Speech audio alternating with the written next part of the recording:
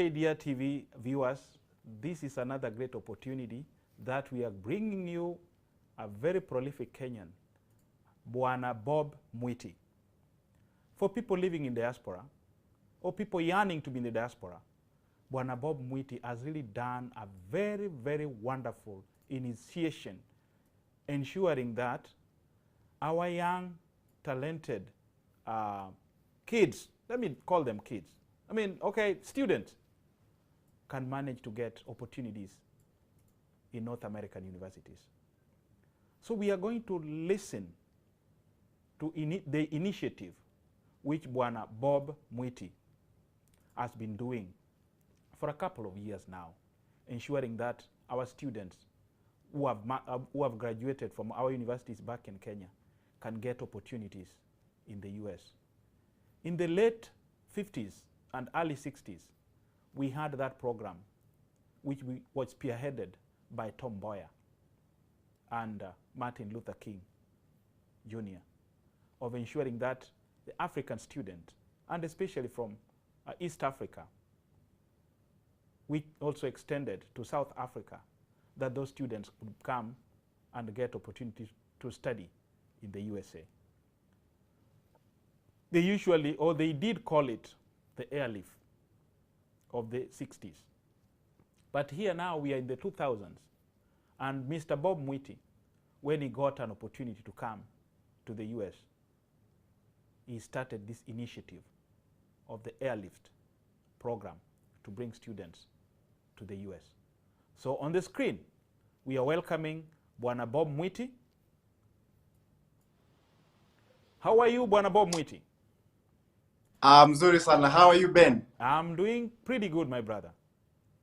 Fantastic. Thank you so much for for giving me the opportunity to be on your platform. Thank you so much. I appreciate that. We are having a pleasure actually having you here, because part of our program, part of KDR TV's programs, is to ensure that at least our people get very good information concerning very nice initiatives which help our people not only in the diaspora but back at home. So, Bwana Bob Mwiti, we are going to go ahead and actually start the program, because we are a little bit late. We have started 20 minutes late because we are waiting for other some of our sponsors actually to be in the program, but because of time, we could not actually wait longer. So we are basically going to start and continue. So we want to ask you our first question. Who is Bwana Bob Mwiti? All right. So my name is Bob Mwiti, as you've said. I'm a Kenyan. I live in the US. I live in the state of Florida. I live in Tampa, the city of Tampa. And I came to the US in 2009, and I came here as a master's student. So, so once I graduated from school, I decided to stick around, just like most of people who come to the US. I graduated, got a job as as an IT consultant. Then after that, I worked for a few years, about 5 years. Then after that, I started my organization that, basically what we do, we support African immigrants to get IT job opportunities and higher education opportunities in the US. So, and that's really what I've been doing since 2017. And of course, now after that, then I started the program that you just mentioned, which is called the Kenya Airlift program. So in a nutshell, that's really who I am. And where I come from Meru, on the slopes of Mount Kenya. I grew up with my grandparents, so they are the ones who really raised me. I went to high school, to a school called Kobo High School in Meru. Initially, I was supposed to go to Nairobi school, but because of a lack of school fees, like a lot of village kids, I could not really make it to Nairobi school, but I ended up going to Kobo High School, which is a really good school in Meru. I scored a B+ there. Then after that, I went to University of Nairobi to study bachelor's degree in Bachelor of Science degree in mathematics. But later on, I changed also. I ended up going to Strathmore University, and that's where I completed my bachelor's degree in accounting and finance.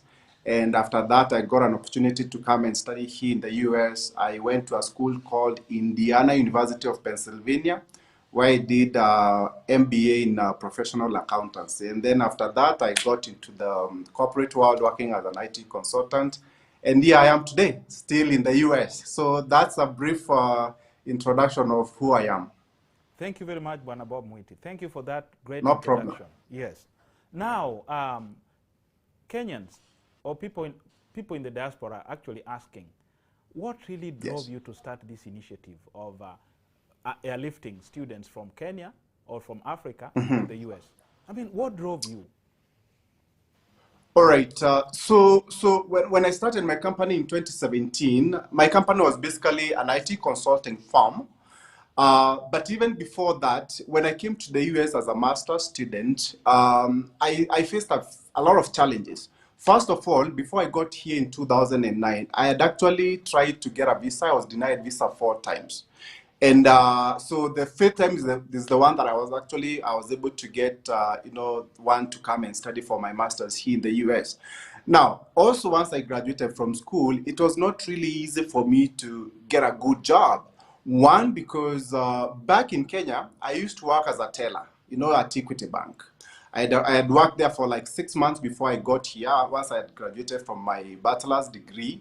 And I was finding it very hard for me to get into corporate America because I really didn't have the right skills that Americans didn't have. Because if you come here as an international student, for you to actually transition from being a student on a student visa to getting a work visa, for example, H-1B visa or employment-based green card, you actually have to have skills that Americans don't have. All right. And I didn't know this. So I was struggling. So I actually had to extend school by 1 semester because if I graduated, I didn't have anything that was there for me to do. So I was very afraid and I had to extend school by 1 semester so that I can give myself enough time to be able to figure it out. Now, luckily, I was able to find, some Indian friends of mine who were, in my class, and I noted that they were graduating from school and actually they were getting jobs, and I asked them, like, how is it possible for you to get a job? And yet, any other African that I knew in my class, and even me included, we were all struggling getting good jobs. Like I was doing a job at Wendy's. These odd jobs. And they told me, you know what, you can be trained as an IT consultant and you can actually be able to get a very good job and a job that will get you papers. Now, having gone through all that, all those challenges, and that's what I really did. I got trained as an IT consultant and I was able to actually get a very good job working as a systems analyst for Fortune 500 companies here in the US. And I was like, since I was facing these challenges as a former international student, I realized that there must be a lot of brilliant students from Kenya or from Africa who would be facing similar challenges. One, maybe they want to come to study here in the US, and the US is very, very expensive. School here is very, very expensive. On average, if you're coming for a master's program, it would cost you about 5 million Kenya shillings. That's a lot of money. Not many Kenyans can be able to afford that kind of money, or not many Africans can be able to afford that kind of money. Even in the US, not many people have $50,000 right there for them to spend in school. So and you know that most Americans also take loans to study. So I was like, there must be a lot of brilliant Kenyans who would want to get the opportunities to live and work in the US, come to school in the US and live and work in the US, but they are not able to do that. Okay. On the other hand, I realized also because I was facing those challenges of, getting visas, graduating and trying to find a good job. Also the challenge of immigration papers. You know that getting papers here in the US is a big deal. Okay. If you come as a student, for you to transition to a skilled worker, you have to have skills that Americans don't have.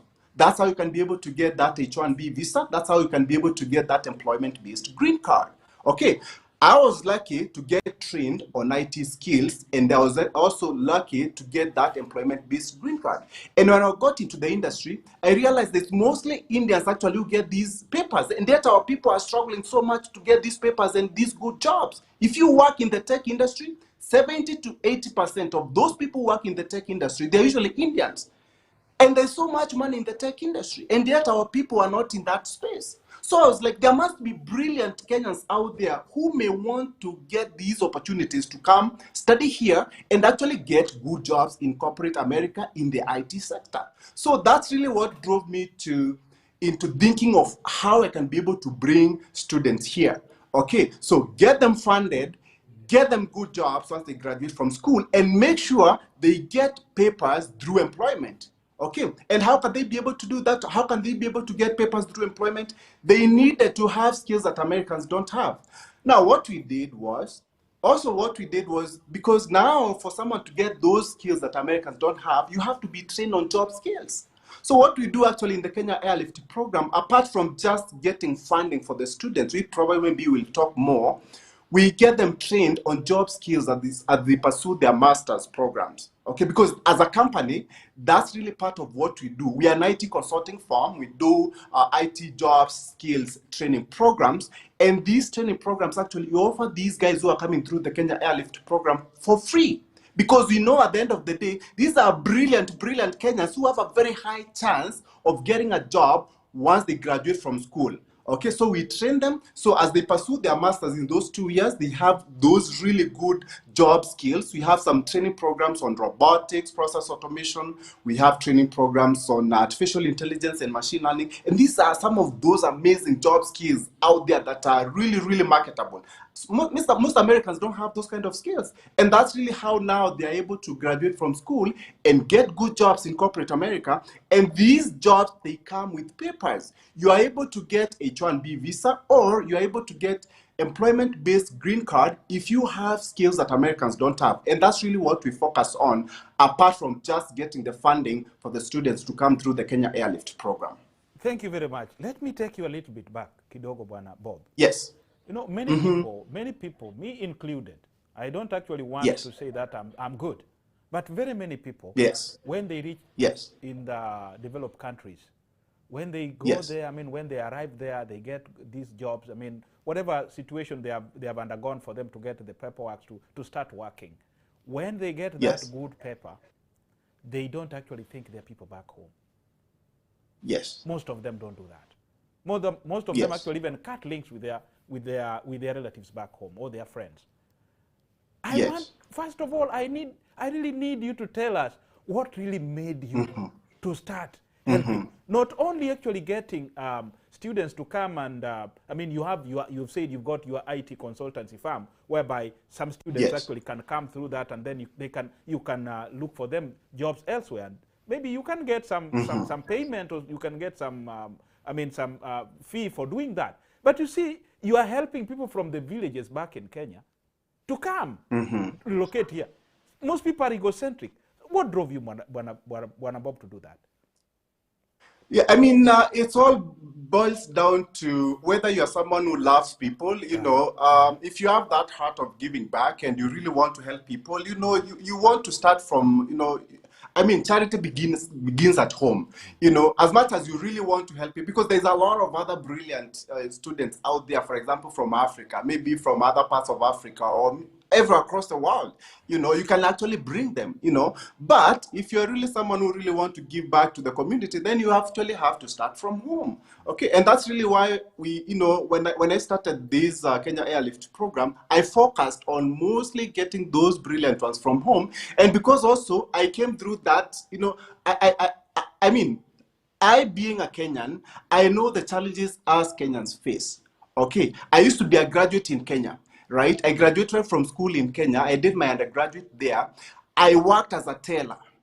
Teller jobs here in the US, you know that. Teller jobs here in the US, they are for people who actually have a high school diploma. You don't need a degree for you to work as a bank teller. Okay. But these are the kind of jobs that our graduates actually do back in Kenya. Okay, not to say like teller job is a really bad job, but this is, I mean, someone who has a degree should not be doing a teller job.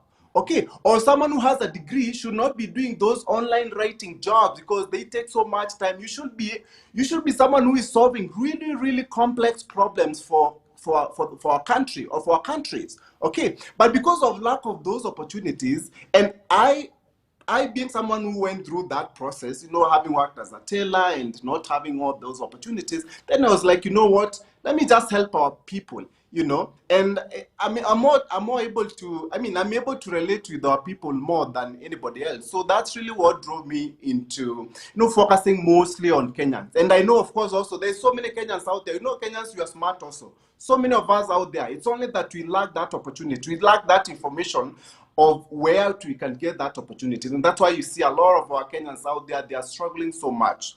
And that's really why I decided to take that initiative. Thank you very much, Bwana Bob.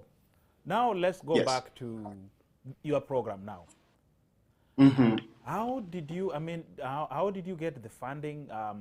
How many people actually came together with you, and how did you start the project? And how difficult was it to ensure that the project actually succeeds? What were the challenges?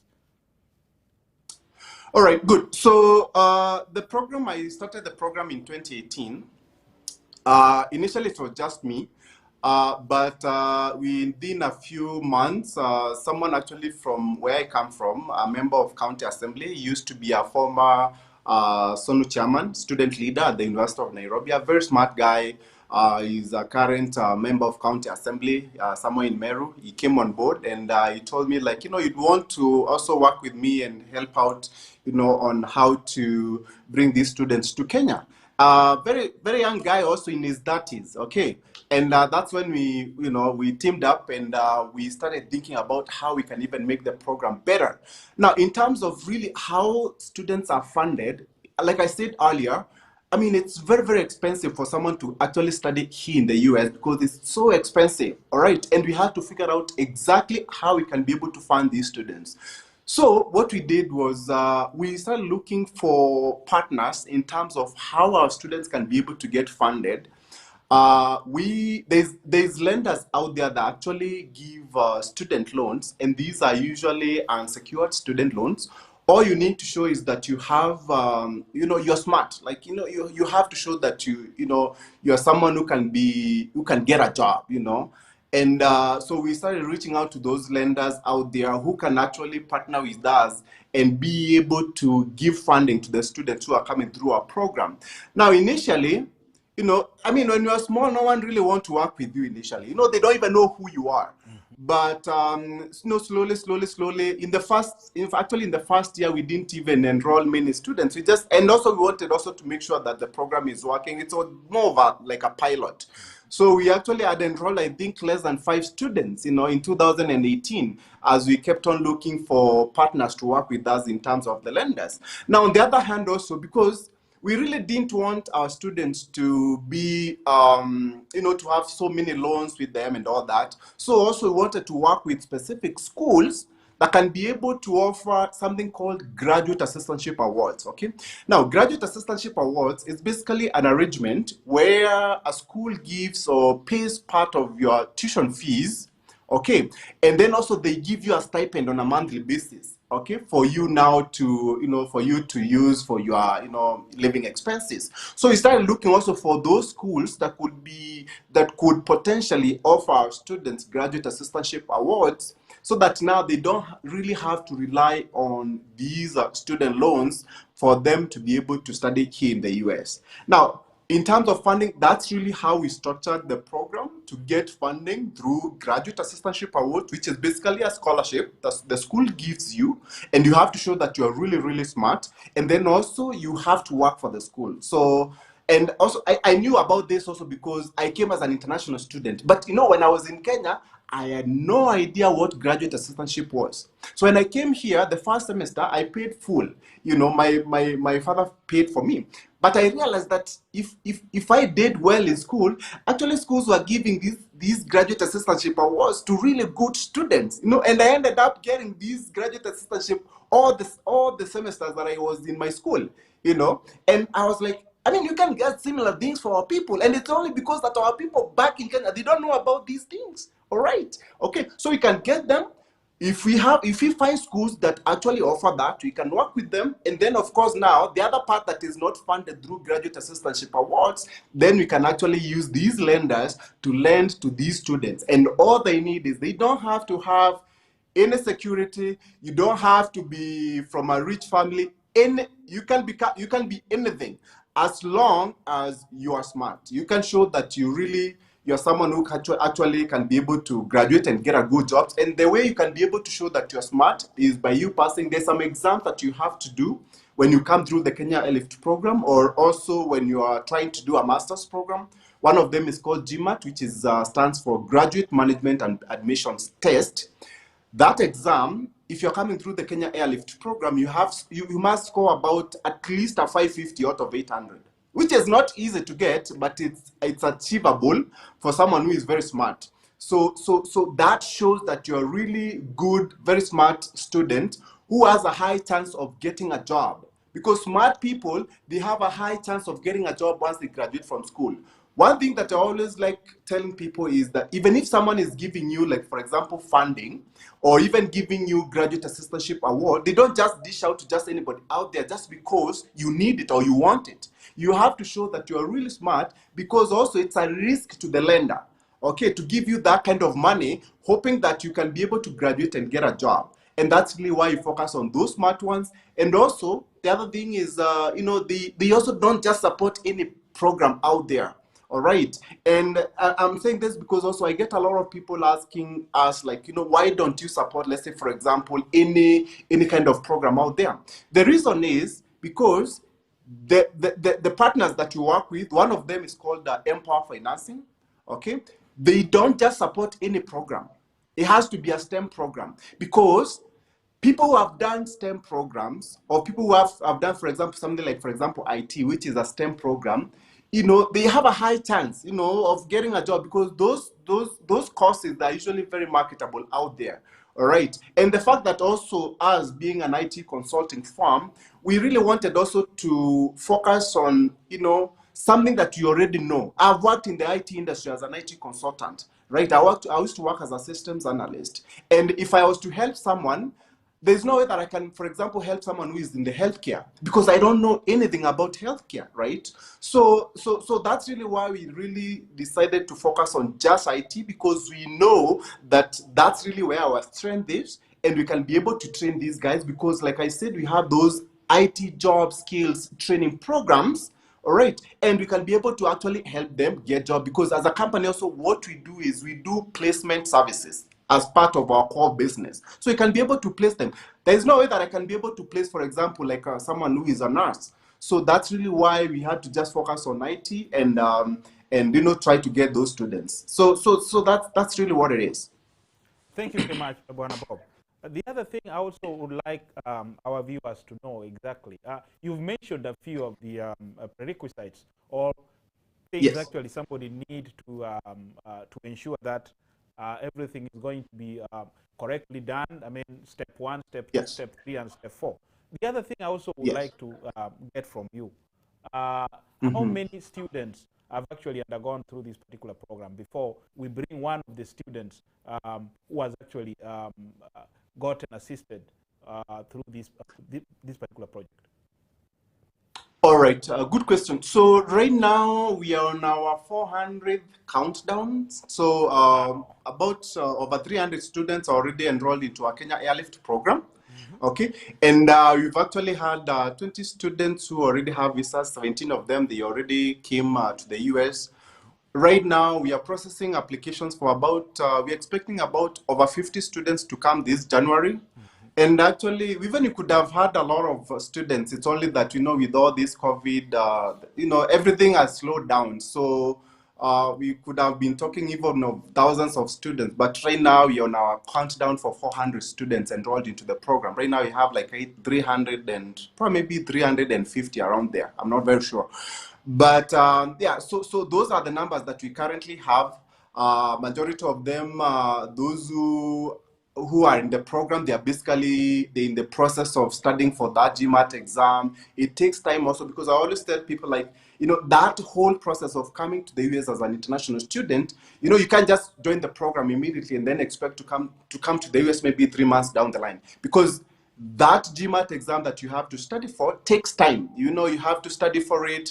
Then after that, then you sit for the exam. Then after that, then there's the process of now applying to the schools that we work with. Then after that, now once you get accepted to the school, then now we have to start applying for funding within the schools that we work with, and also through the lenders that we use. And then after that, now, then once you get the funding, then now you have to apply for student visas. Okay, so it's a process. It's a very lengthy process, and it takes about 1 year for someone to actually get here. Oh, so the process minimum, let me say a minimum of 1 year for someone actually to be here. Correct, yes. Minimum of 1 year for someone to get here. Yes, correct. Okay.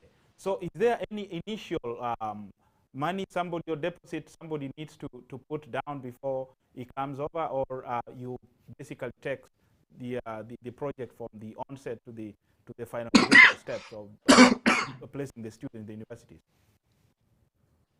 All right, very good question. Now, the way the program actually works is that apart from just funding on this end in terms of the tuition fees, also what we do is, because we know that, and you, Ben, you know this, that you can't just wake up today and actually come to the US just like that. Like, that whole process actually requires money, right? For example, these GMAT exams, they require money. One GMAT setting requires you to pay $250. They're increasing actually in the next 1 month or so. It's now $275. So that's around 27,000 Kenya shillings. You know, there's something called visa fee, service fee. Before you go to the embassy to apply for that visa, that service fee is that 5,000 Kenya shillings. That's $350. There's the actual visa fees. Visa fee for student is around $160, which is around 18,000 Kenya shillings. There's once you get the visa, before you come here, you have to get immunized, you know, for TB and all those others, right? That will cost you around 20,000 Kenya shillings. Add that now to, for example, cost of, you know, air tickets. You know, for an air ticket to come to the US, it will cost you, you know, in excess of $1,000, 100,000 Kenya shillings. So that whole process actually requires money. All right. And so what we decided is that we formed a circle. Okay, I know maybe because you're from Kenya, you know what a circle is. A circle is more like credit unions, the one that we have here in the US. For sure. So basically, what we do is we have a circle. It's called the Airlift Circle. And this circle actually is the one that helps in funding that relocation process for the students, okay? Because like I said, it requires money. And of course, also in addition to what I've just you know, discussed in terms of the cost that are associated with the relocation, also as a company, we charge a consultation fee. So all that, you know, it's a lot of money for some of the students not to be able, you can be able to get someone funded on this end, but actually because of those other extra costs, then they may not even be able to come to the US. So this circle actually takes care of that, those costs that are needed.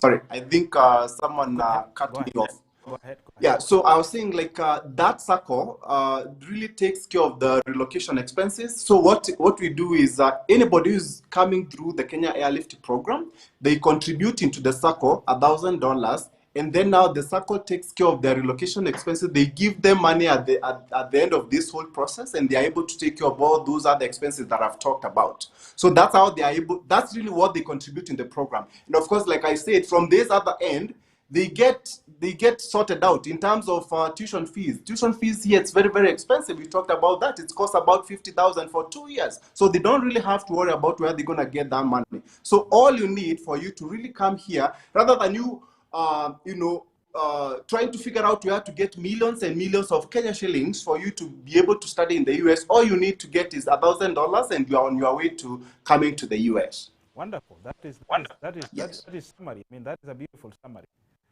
Okay, the other thing is there any challenges you've actually met when you are doing, I mean, when you are executing this program? If any. Oh yeah, I mean, a lot of challenges. Now, one of them is because, you see, like I said earlier, you know, when you start, I mean, I started this Kenya Airlift program in 2018. That time, my company was almost only 1 year old.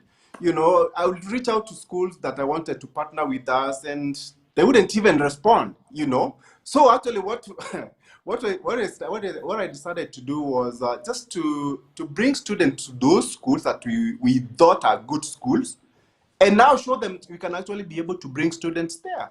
Okay, so that's really what we decided. Now we have partnership, for example, with the University of Alabama in Huntsville, one of the biggest, you know, universities in the state of Alabama. We also have a partnership with Grand Valley State University, one of big state universities in the state of Michigan. We're also currently working with Illinois State University, although not in a very official capacity, but these are some of the schools that we are working with. And those were some of the challenges that we had when we initially started the program. Also, other challenges was, to do with COVID, because COVID hit immediately after that. We could not be able to get students, getting all that. In fact, actually, our lenders stopped lending to the students, So we didn't even bring any student last year summer, last year, fall. Last year August, fall, for the fall semester. So he didn't bring any student because at the time, everybody closed. Lenders are not lending. No one is, sure about how the economy will be and all that. So those are some of the challenges that we face. And of course, also, when you are small, also, and when something like this, when you are trying to come up with an initiative like this that is really, really good, a lot of people actually they don't really embrace it. Remember, I told you initially the first year, you only enrolled 5 students. Five, and one of them was my cousin.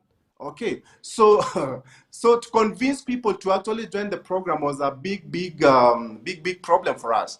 And you see also, for that to happen, for us to be able to convince them, you have to do the marketing, on social media, on mainstream stations, like for example KDR TV and stuff like that. So it was a challenge for us, but with time we've grown, and we are very happy that right now you have so many students who are in the program, and so many of them also in the pipeline of joining. We have a group of prospective students of over 5,000 students. These are students who are very interested in the program, but for one reason or another, they haven't really made that decision to join the program. But we can see a lot of progress. So, like I said, those are really some of the teething challenges or problems that we faced in this journey of the Kenya Airlift program.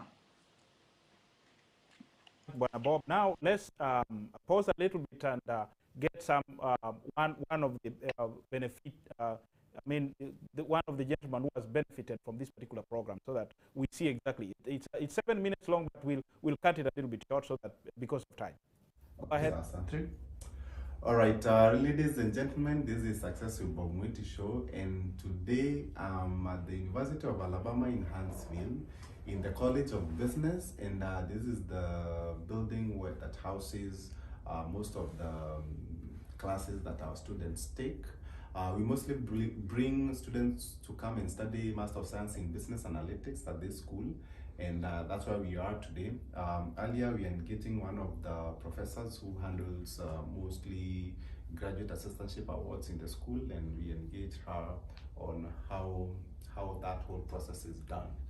Now, also, once we are done with the professor, we came here to the office of one of our students who is in our Kenya Airlift program. His name is Wilfred. Probably you've seen him a lot out there in our social media platforms. And Wilfred works here as a graduate assistant. And I want him to share his what he does, so that if you're out there and you're really interested in maybe getting a graduate assistantship award, you can definitely be able to know what exactly it entails. So Wilfred, thank you so much for giving us an opportunity to come to your office, see where you work, right? Yeah, so tell us a little bit about what you do here and all that stuff, because I know a lot of people out there, they want to know about that. Once again, I take this opportunity to welcome you guys. This is my home. And there's a place you can have some coffee there. That's good. In the MK, you can show them. Fantastic. Yeah. Basically, I work under Professor Wafa Homan. Wafa is the Associate Dean, School of Business. She has been very instrumental since I came to this institution, because she has been helping me. I think the first days when I came and I was assigned to my roles, I was supposed to start these roles. She was very concerned, because she wanted to know that I have everything that can help me undertake my roles without any strain. She linked me up with some other senior GAs, those who are ahead of us, and they really helped me. So much of my work revolves around helping the entire School of Business, actually, the entire faculty, especially when it comes to issues that deals with these are learning management systems that we use called Canvas.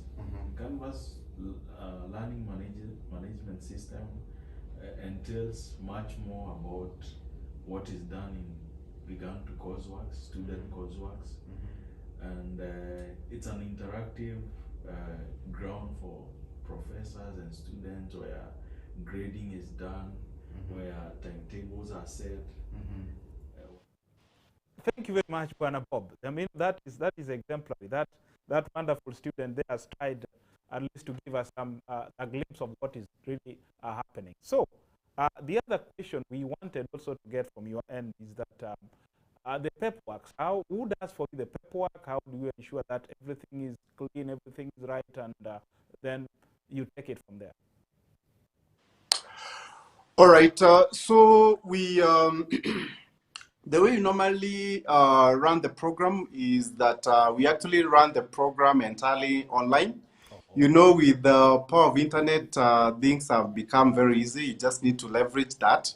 So normally what we do is once the student joins the program, we do all the onboarding entirely online. I have a team. In fact, actually, we've hired a few of our students who are coming through the program to help us, in onboarding the students into the program, all those processes. I mean, all those steps that we've talked about, like applying to schools and all that. It's quite a a lot of hard work that we have to do behind the scenes for them to actually be able to come here. So we've hired students to help us with that, those who are already into the program. And really also what we want in the Kenya Airlift program is that we want the program to be self-sustaining. Self-sustaining in the sense that because it's a lot of business that is coming through that program. So what we can be able to do is actually, as many people join in, we can actually also be able to hire some of these guys who are already into the program to also help us, in the program. Like for example, right now we have those who are doing onboarding. We will still also need more of these brilliant students, not just to look for jobs for them outside our company, but also to help us grow the program. Because once the program starts growing, we're gonna need the systems to be in place, and we already have the resources. We have those brilliant students who can actually be able to help us put all the systems in place and help the program grow. So anyways, in terms of prepping, we are utilizing some of the students, and of course also I have other team members within my company that also help me out with everything that we need to do in terms of working with the lenders and making sure that those applications for funding and all that, they go through. So those are some of the things that we have to prepare behind the scenes once someone joins. And of course also because so the students also, they have to sit for these exams that they have to do.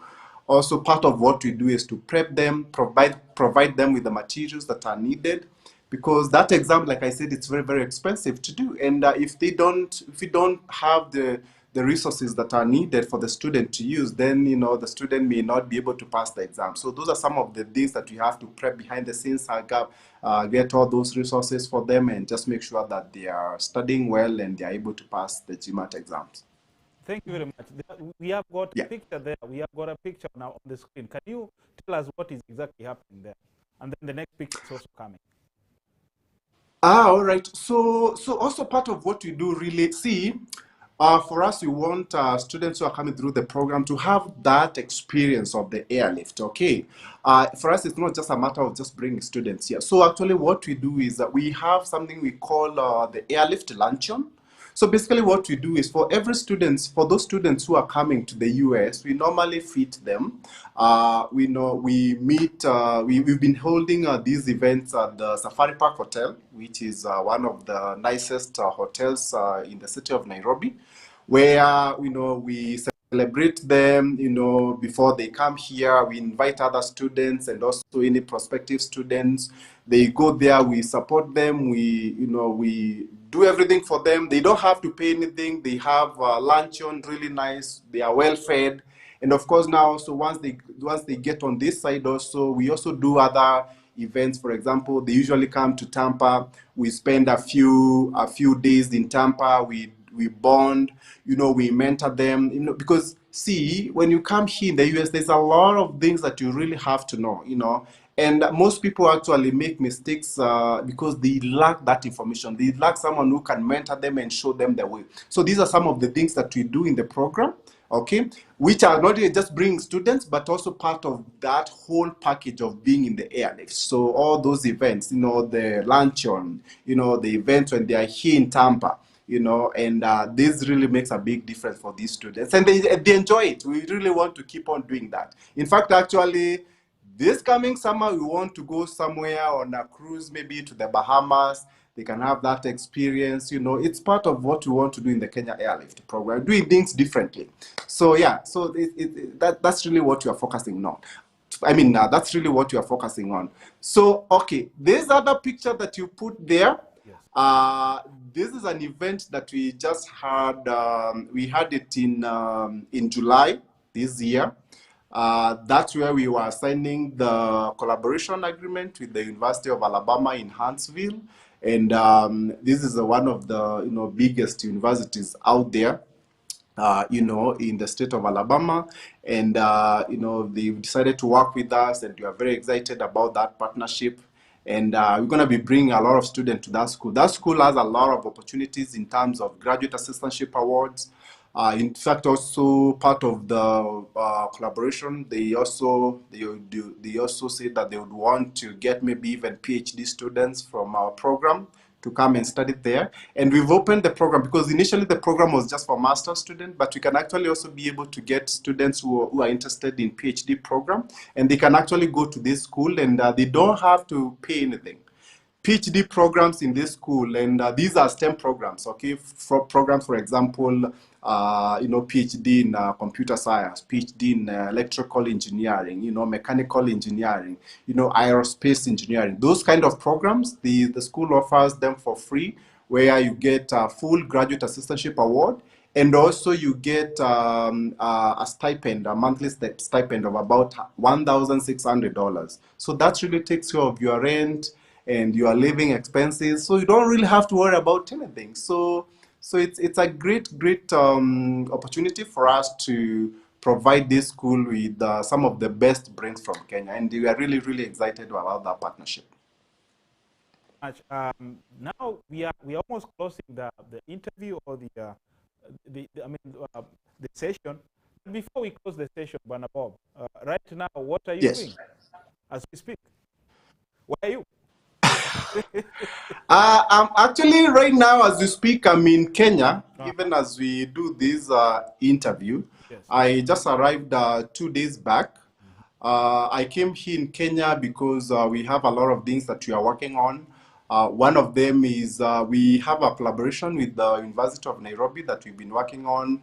Lawyers have been working on the details of the contract and all that, and that's really what made me come here. We are signing that collaboration on Thursday, this coming week. We're also very excited because also you see, this really gives us that, because a lot of people also, because of the way the program is really, it's a very unique program. A lot of people are not used to this kind of thing, and we had so many people really just sit back and not embrace the program because of the fact that they are worried that they are being conned or anything like that. And really, University of Nairobi coming on board and trusting us in this program, it's a big deal for us. And we also want to grow the brand of the University of Nairobi. With this partnership with the University of Nairobi, you can also have, exchange programs with the other schools that we work with in the US. For example, University of Alabama. We've already even informed them of that partnership, and they are very excited about this. So it opens a lot of doors and a lot of opportunities, both for us as the program and also for the university. Now, for us, we are able now to access, the best brains, in the country, through the school. And that's really exciting for us. Now, other thing that I'm also working on here, we also are in the process of also signing a collaboration agreement with Chuka University. That is also in the pipeline, and that's also something that made me come here. And of course, other things, trying to market the program and going out there on mainstream media. We've been featured before, actually, by NTV on Daring Abroad. Our stories have been, were showed there. Also, we had a story aired on KTN, sometimes back by Alex Chamwada. And also, we've also been featured a few times on newspapers. So these are some of the things that we are working on just to expose the program out there, talk about it, and let people know about these opportunities. Because if we don't talk about the program, if we don't give that information to those brilliant students who are struggling back in Kenya, then they may not know about it, you know. And that's really what I'm focused on working on in my trip in Kenya. So it's more of like a business trip than vacation. Thank you very much. Yeah, it's a business Yes. trip, by the way. So what is happening there? I mean, Yeah. we are seeing you driving a very cool car there. What is happening there? Yeah. So that's why I was telling you when Yes. when we bring students to come and study here in the US, we don't just bring them just straight to the school. Part of this whole experience is that we get them to Tampa. All right, we get them accommodation by the beach somewhere, and we pick them at the airport. We really have some good time. They don't have to pay anything extra. So all this is taken care of by the program. So we just want to, to provide a soft landing spot for these guys who are coming through the program. We don't want them to start figuring out how are they being picked at the airport and all that. So that video that you're seeing there, it's me actually picking the students using my own car. And initially when we started, I used to house them in my house. My house is not that big. So and when the program started growing, I couldn't host them in my house, so now we had to get accommodation somewhere else within Tampa. And like even I told you, we expect at least 50 students coming in January. Okay, so there's no way that I can be able to host myself in my house, so we have to get accommodation outside and all that. But there's nice places in Tampa where we can do a lot of things. We take them to the beach, we do a lot of some events. Like last time we did jet skis and all that. And this is part of the airlift experience, basically. Thank you very much, my brother. I appreciate your time. Yeah. I appreciate your dedication. I appreciate all the energy you are actually putting into helping our students, especially from Kenya, to get opportunities in the US. Well, we'll not actually have some time to read you some of the questions, but we hope that next time when we come again, we'll definitely continue from where we are actually living today. But before we leave, I would like you to have a closing remark. And definitely, if you need some assistance from the diaspora or people who might actually want to join your program, this is your opportunity actually to put it out on air. Thank you. Go ahead, my brother. Now, thank you so much. And as part of my closing remarks, I've always heard a lot of people asking me about what if someone joins the program and then they are not able to get a visa. So it seems like a visa is a big impediment. A lot of people out there know that a lot of Africans, they really get denied student visas. And really what we've tried to focus in our program is that we don't just want someone to get into the program and then after 1 year, they are not able to get the visa. We've worked very, very hard to make sure that those students who are coming through our program, they actually get those student visas. Okay, and I always tell people, like, one of the main reasons why so many Africans get denied student visas, in fact, actually 30% of African students, they get denied student visas to study in Canada or America. Okay, and the reason being, most of them actually, they go to the embassy and they claim that their uncle, they get a bank statement from somewhere, they claim their uncle is funding them and all that. And what the embassy normally asks them is, why would your uncle spend, let's say, for example, you're coming for masters, why would your uncle spend $50,000? Okay, and they get denied. And most students out there, that's what they normally use. They get bank statement from somebody out there. They claim that this person will support them, and yet even this person won't support them. Okay, and that's also why we have so many of our African brothers and sisters here in the US who don't have the right immigration documents.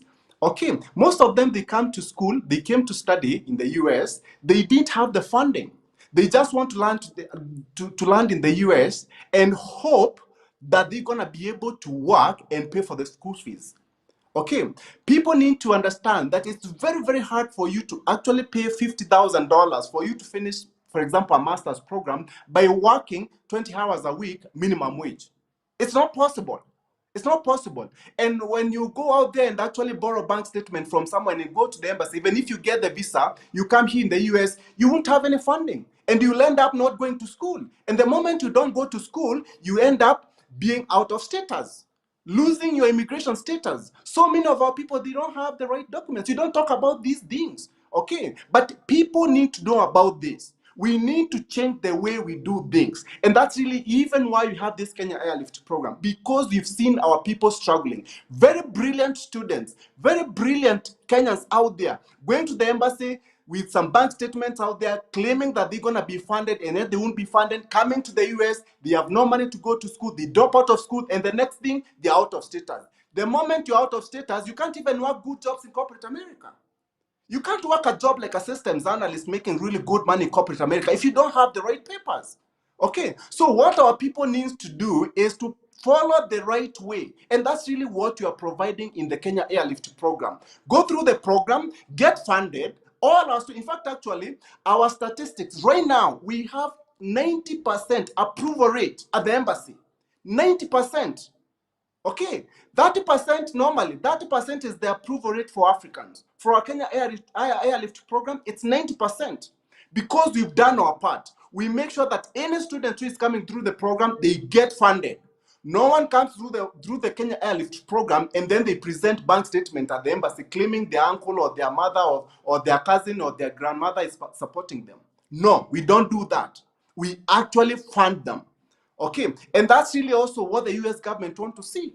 I always tell people, like, see, the US government want those good students who will actually come here, go to school, graduate, and they can give them jobs. The jobs, they want those students who can be able to solve complex problems for Americans, American companies. That's why they give these H-1B visas. That's why they give these employment-based green cards. I got employment-based green card. I got a H-1B visa after I graduated from school. But I was able to get that because I had skills that Americans didn't have. All right, that's why I was trained on IT skills. Me, I come from a business background. I had accounting, finance background. I could not find a job with that kind of background. So I had to be trained on IT, and that's really why we focus on those IT training programs. And we offer them for free. Those programs actually we charge a lot of money. If you go to our website, for you to do, like, for example, robotics, data science, those programs will cost you almost $10,000. And we are giving these training programs for free to those who are coming through the Kenya Airlift program, because we know these are brilliant students. And later on, from a business perspective, we're going to be able to benefit when someone actually is working for us. That's really how we've done our business. Okay, we've taken a long-term approach to doing business also. Okay, and so Kenyans or Africans out there, please do things the right way. You won't struggle. Go out there, get funded. Don't go out there and present some bank statement from I don't know who and then claim that they're going to fund you. And then even you don't have any funding on this end. You're going to struggle even once you come here. You'll fall out of status. The moment you fall out of status, you can't be able to work good jobs. You know, it's a struggle. People need to know these things. And that's why I always like talking about things. Even in my YouTube channel or anywhere else, I always want to talk about things because our people need to know about these things. Our people need to know about these things. We've struggled for so many years. So many, if you look around, a lot of Asians, Indians, they do so well. They do so well. In fact, actually, I always tell people that Indians, they are the most highly paid groups of immigrants. Here in the US, they make more money than the white Americans. Why can't we, as Africans, be able to make that kind of money? They make a six-figure salary. They make more than even the white Americans or any other American out there for, because, most Americans, white Americans, they're the ones who make more money. But even they make more than them. But why so? Because most Indians actually, they come to the US, they do those really marketable programs and they get funded. In fact, actually, Indians, they get loans from India. We have nothing like that in Kenya. And that's really why we had to come up with this solution to fund our people. There should be no brilliant Kenyan out there who want to come to the US. There should be no one who is taking fake bank statements to the embassy and they get denied visa, or they even get it and then come to the US and they can't be able to go to school, drop out of school, and now stay without any papers. That should not happen for any brilliant student out there. Because like I said, the US government also is willing to give them papers through employment. I was able to get a H-1B visa. I was able to get employment-based green card. And I came as an international student. Do you know how many? Do you know out of those 140,000 employment-based green cards that are given every year? Do you know how many go to Indians? 90%. Do you know how many H-1B visas go to Indians? Almost 90%. You rarely hear our people getting these employment-based green cards. You rarely hear our people getting these H-1B visas. Why? Because these people they don't have the information. No one has told them what they need to do. They come to the US, they struggle and all that with low-paying jobs. There's a lot of good jobs out there in America. You don't have to struggle. You can make six-figure salary very easily. I used to make a six-figure salary before I left my job. I used to be very well-paid consultant before I left that job. It's possible. It's possible. You just need to have the brains, and you need to have the right information. That's really what we are focusing in the Kenya Airlift program. For us, we always say this. It's not really a matter of just bringing students here. There is more to that. You come here, you get the right skills, you are shown the way, what you need to do for you to actually go out there and be making good money in corporate America. That's what we are focusing on. So any Kenyan out there, if you are watching me, please, don't take that route of going to the embassy and you don't have any funding and you are claiming someone else is funding you. Go out there, look for these lenders that even we work with. They can fund you. You don't have to come through the Kenya Airlift program. You can be funded, but don't just be ignorant. Go out there, get funded, come to America with money to go to school. You won't struggle. Thank you very much, brother. That is so burning. Thank you very much for passing that information to our people out there. This is the information actually they need. So there is, I say that I won't actually read any questions, but there's one gentleman here who is having a burning question. He says he has a burning question for Mr. Bob. It's called Denny. Denny Denver. Yes. Hello, I have a burning question for Bob. I'm a Kenyan pursuing masters in data science degree in the US in one of the high-ranked universities. Can Bob help me? Can Bob help such people like me already in the US in terms of internship and jobs after school? And if so, what's the procedure? Yes, in fact, actually, because our programs, we focus on students. If you come through our program and you're smart, we realize that you're good. Yes, we can help you out.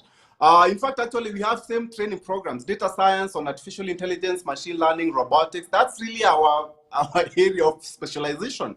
So if he's out there and actually he needs somewhere where he can be able to work and all that, we can give internships also. He can work for us, and we can hook them up with companies out there that are willing to sponsor these brilliant, students. I mean, I got papers the same way. I got trained on these kind of skills, and that's really what we focus on. So if you're out there and you're in America, you're on F1 visa, and you really want, once you get that OPT, to use it and be able to stay here and transition now from being on an F1 visa to maybe H-1B worker and employment-based green cards, it's possible. Just come through us. You can call us. You can go online, check out our website, and we should be able to help you out. No problem. Those are the kind of students that we actually want to work with. But also, most importantly, also is that you must be also willing to get into the tech industry. Okay, all right.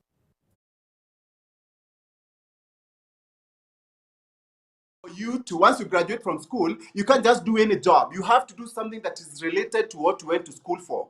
Okay, so it's not just anybody out there. You have to have something that is related to what you are doing. IT, business, anything like that. Something close to that. It should be good. For your information, thank you very much for availing yourself to tell Kenyans in the African diaspora on how to come to the US legally and get well-paying jobs. So till next time, may God bless you. May God bless your initiative. And the other question you need to actually answer is that we ask you about how other people can actually come in and help you. Maybe that is a question for next time. But if you have 1 second, just clear it so that we just close the program. Go ahead. Yeah, actually, yes, thank you so much. Actually, we are always looking for partners who can actually help us fund this whole program. There's a lot of even, organizations out there, like, for example, MasterCard and all those, that actually support initiatives like this to bring brilliant students to come to America. They've supported, the M-Pesa Foundation. They've supported, for example, the Equity Wings to Fly. We want those kind of partners actually to help us support about the program, and we can be able to give more opportunities for those who are coming to study in the US. For example, if we get, those kind of partners, even someone doesn't have to contribute $1,000. They are contributing that because there's no other way that we can be able to support the students to be able to come here through the circle, for those relocation expenses. So if we can be able to get those kind of partners, that would be amazing for the program, because we really, really want to help our people. Thank you. Thank you very much, my brother. Thank you for your opportunity. Thank you for your time. Till next time. Thank you, bro. Have a wonderful time. Thank you very much. We've had Bwana Bob Mwiti for over 1 hour now. We appreciate his time. We appreciate his dedication. Till next time, our viewers in America, our viewers in Europe, in Asia, and back in Africa, thank you for supporting us. Thank you for this wonderful opportunity. If you have got anybody you would like to bring into our program so that we can interview him, we can have a very good deliberation on how to improve our continent, our country back in Kenya, you are welcome. Thank you. Till next time, may God bless you.